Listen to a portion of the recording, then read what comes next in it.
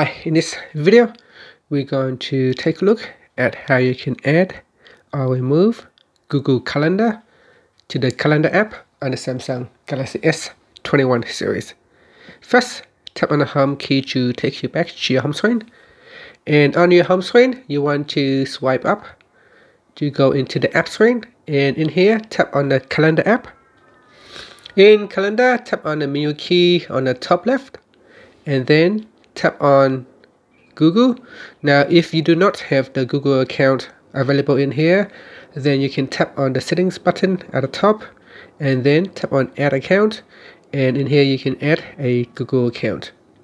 Okay, so once you have added your Google account, you should be able to go into the menu, go down, expand the Google account, and then tap on the account that you want to add the calendar to, and all your Google Calendar events will show in the Calendar app in here.